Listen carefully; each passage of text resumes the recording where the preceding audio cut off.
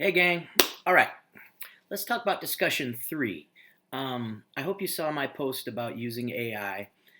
I was not gonna lie to you. I was really disappointed because I spent a lot of time reading. I always spend a lot of time reading these discussions, taking notes on what you've said, thinking about your ideas, and then to find out that some of those posts weren't written by no one and ideas that no one ever had, that just came from some corporation who set up a robot to think for us or write for us.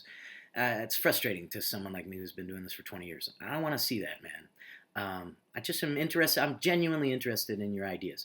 I know what professional academics think about these texts. I've read that stuff in preparation for this course. I've spent my life reading that kind of stuff. It's more interesting to me to know what students think about this stuff. It's the best part of my job is engaging with your minds about these texts. So please, just give me your honest effort. Tell me what you think. I'm a pretty, I don't want to say easy grader like you can rest on your laurels, but I do think a lot about effort and engagement. So just engage with these texts and tell me your ideas, and you'll do well, I promise. Don't let the robots take over, man, for real. This is science fiction, but let's not let them take over just yet. Okay, so discussion three. What I asked you to think about was what these texts were critiquing or what they were trying to change about our minds. The thing that I'm trying to get you to think about is that is a hallmark of speculative fiction. It is almost always critical of something, whether that be a present situation that the author thinks could turn into something worse, extrapolating a technology like we saw in Simulacrum, and the ways in which this sort of online stuff or looking at images of people, communicating with images of people, can get in the way of honest human communication in the father and the daughter, that sense, right? In Babel, we'll see a critique of history and certain realities of the past. So just think about that. Both of these stories, my idea was that they were doing two different things. So let's start with Reeling for the Empire. Many of you, several of you got this, and then some of you took it to a different direction. Not that that was wrong. Not that that different direction was wrong. It's just not exactly what I was thinking of, which again is good for me. I like to hear different ideas. For instance, some of you pointed out in Reeling for Empire that Kitsune had agency, that she made a choice, right? I don't think you're wrong. I just think that that needs to be argued a little more because when I read it, I was thinking that her choices were extremely limited by her socioeconomic class, by that moment in history, okay? So a good kind of dialectic or two things that are in conversation with one another seem contradictory but are trying to produce some larger truth for us is the difference between individual agency, our own ability to choose what we do in our lives, and what I'll call determinism, okay? How are these choices overdetermined by historical realities like socioeconomic class, gender, race? Those are three big things in literature and academics that we think of as overdetermining choice historically or contextually.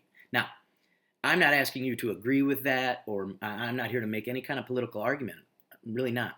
But I do want to teach you and hear what you think about what these authors' arguments are. Okay, so in Reeling for Empire, some of you mentioned Kitsune's agency, which is not wrong. She drinks that tea with the worm in it for sure. But what were the limits of her choice, right? And also, she didn't know what she was going into it, right? She didn't know she was going to be turned into a human silkworm and that the very biological product of her body was going to be used for the profit of the corporation of the factory in which she and the rest of the women were trapped, right?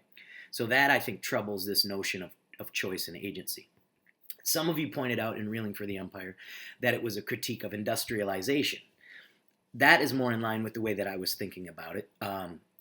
We can get a little more specific. So industrialization, when humans, collectively in history, it happens at different times, different nations, find themselves under one roof as a wage laborer with a boss and with these rules and with their time controlled in various ways. It's an extreme example in this case because they're locked into the factory. And I think that Karen Russell is trying to make a metaphor out of the fact that their very bodies are the products that the factory profits from, but they do not receive compensation equal to that sacrifice, right? And then at the end, the workers realize that the product that they've become, the machine, let's say, that they've become, producing these silk threads, can also make cocoons. And they trap the agent who tricked them all into being there in one, killing him, most likely, and then they turn into butterflies. So this becomes like a hopeful metaphor at the end of a critique of industrialization. How can the worker themselves use the thing that's being exploited to achieve their own liberation or their own actual choice, let's say? Okay, so I was thinking that one in historical context, and then in what is expected of us. Some of you pointed out that the device, the predictor itself, was taking away free will in some way. I thought that was an interesting read. I'd like to hear more specifics about how you arrived at that. The way that I took it was as a philosophical critique, that Chiang is perhaps saying that human beings don't actually have free will, that we don't actually have agency, that things are overdetermined, or our minds, our lives are built in such a way that we don't have free will. But crucially, he's writing back to a past after the predictor has messed things up, saying you have to believe that you have free will. So I think Chiang is in this philosophical conversation about free will. Do humans have free will or do they not?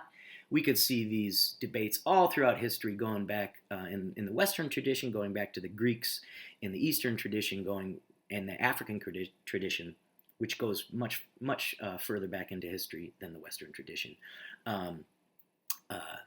We can see these debates all over the place in philosophy and in religion in many cultures. I think Chiang's story is saying, even if we don't, we must believe that we do. Or he's saying, maybe we can't tell if we do or don't, but the belief that we do keeps us active in the world, keeps us engaged, keeps us building a society. And if we think that we don't have free will, it leads to a collapse, an inner collapse of individuals who don't think that their actions matter, and then that goes out to a collapse of society. And the narrator there is writing from the future back, saying, believe in free will, even if the predictor proves you don't have it. Don't trust it. Don't believe it. Throw that thing out. Quit hitting that button and believe in free will. Okay? So my point was, one is a historical critique, more specifically, and one is a philosophical critique. Okay? I was trying to show two examples of the kinds of critiques that we will see in the two novels that we're now reading, Babel, which we're reading now, and Chain Gang All-Stars, which you're going to read next time. So keep those issues in your mind. Now we have much longer, much more involved books of speculative fiction and critique. Think about those issues. A philosophical critique on one hand, how do our minds work as human beings? And a historical critique on the other hand, how do specific historical factors change the things that we believe about ourselves and the way that we behave in the world. Okay? Those are the 2 points I was trying to make. And I was trying to make these points so that you can think about those things as we are reading these longer novels. Okay? And I'll gear the discussion posts toward that thing, toward those ideas as we go and develop these critiques of the novel, analyses of the novel as we go. So keep that in mind. And just to remind you of the last discussion, I was trying to point out the difference in speculative fiction between something that is magic, like the woman can make the paper animals be alive, right? There was no technological or scientific explanation for that, which makes us, I would suggest to you, read it as a metaphor, right? Whereas the simulacrum, it's not exactly a metaphor because it's extrapolated from current technologies. We as citizens of the 21st century recognized the simulacrum as a technology that wasn't completely foreign to us. For instance, right now, you are engaging with, a bunch of ones and zeros and coding or something that makes my image or captures my voice, right? This isn't I'm a real person saying this, but by the time you see it, you could be anywhere in the world watching this, engaging with me in a way that is overdetermined by the technology. And I think that story was trying to show us that these technologies can stand in the way of human engagement, human intimacy, all kinds of things. Okay, so that was trying to show you the point I'm trying to make with these 4 short stories. These points are to prepare us for the analyses of these novels. Okay, so that's all I'll say about discussion 3. I'm going to read your discussion post for Babbel right now, and then I'm going to make another video, which you can watch after that. I hope you're all enjoying the book. I have much more to say about it, and I'll say that soon. See you guys.